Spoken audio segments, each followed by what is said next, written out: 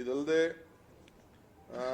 ಕಾವೇರಿ ಬೃಂದಾವನ musical ಏನು ಒಂದು park ಇದೆ, ಆ ಪಾರ್ಕ್ಗೆ ಹೊಸ ರೂಪ ಕೊಡಲಿಕ್ಕೆ ಈಗಾಗಲೇ ನಾವು ಎಲ್ಲ ಟೆಕ್ನಿಕಲ್ಲು ಮತ್ತು ನಮ್ಮೆಲ್ಲ ರಿಪೋರ್ಟ್ಸ್ ಎಲ್ಲ ಕೂಡ ನಮ್ಗೆ ಬಂದಿದೆ. ನಮ್ಮ ಸರ್ಕಾರದ ಮಟ್ಟದಲ್ಲಿ ಎಲ್ಲ ಅಧಿಕಾರಿಗಳು ಎನ್ವೈರನ್ಮೆಂಟ್ ಕ್ಲಿಯರೆನ್ಸಸ್ಸು ಅವೆಲ್ಲ ಕೂಡ ಒಂದು ಮಟ್ಟಕ್ಕೆ ಬಂದಿದೆ. ಸದ್ಯದಲ್ಲೇ ಇವತ್ತು ನಾಳೆನೋ ಅದು ಕ್ಯಾಬಿನೆಟ್ ಕೂಡ ಹೋಗ್ತಾ ಇದೆ.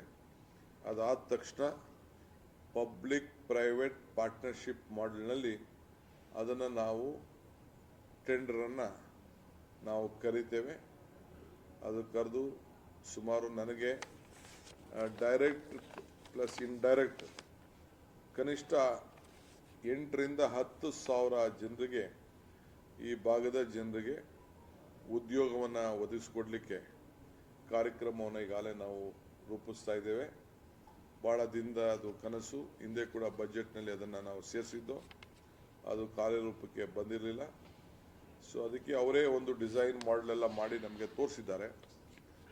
ಆದರೂ ನಾವು ಇನ್ನು ಬೇರೆ ಬೇರೆ ನಮ್ಮ ಸ್ಟೇಕ್ ಹೋಲ್ಡರ್ಸ್ಗೆ ಕರೆದು ಅದಕ್ಕೆ ನಾವು ಟೆಂಡರ್ ಕರೆಯುವಂಥ ವ್ಯವಸ್ಥೆಯನ್ನು ಸದ್ಯದಲ್ಲೇ ನಾನು ಮಾಡ್ತೇನೆ.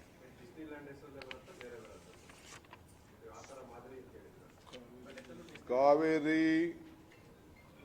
ಬೃಂದಾವನ ಅಮ್ಯೂಸ್ಮೆಂಟ್ ಪಾರ್ಕ್,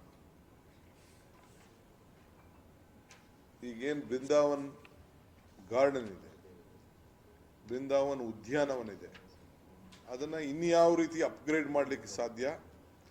ಆ ನಮ್ಮ ಹೆಸರು, ನಮ್ಮ ನದಿ ಎರಡು ಕೂಡ ಅದು ಇರ್ತದೆ.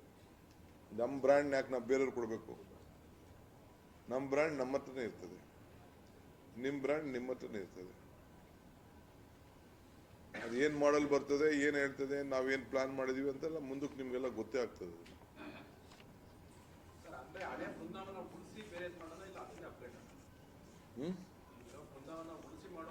ನೋಡೋಣ, ಅದನ್ನೆಲ್ಲ ನಿಮಗೆ ಪ್ಲಾನಲ್ಲಿ ಮುಂದಕ್ಕೆ ನಿಮಗೆ ಗೊತ್ತಾಗ್ತದೆ. ಅದನ್ನ ಪ್ಲಾನಲ್ಲಿ ಅಪ್ಗ್ರೇಡೇಷನ್ ಅಂತ ಹೇಳ್ತಾ ಇದೀವಿ ನಾವು.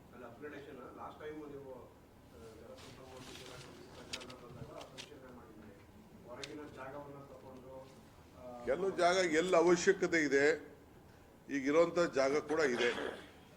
ಇದಲ್ಲದೆ ಎಲ್ಲೆಲ್ಲ ಅವಶ್ಯಕತೆ ಇದೆ ಆ ಜಾಗನ ಕೂಡ ನಾವು ಕೆಲವು ತಗೊಳ್ಳೇಬೇಕಾಗ್ತದೆ. ವಿಧಿ ಇಲ್ಲದೆ ಈಗ ಪಾರ್ಕಿಂಗ್ ಭಾಳ ಜಾಗ ಬೇಕಾಗ್ತದೆ.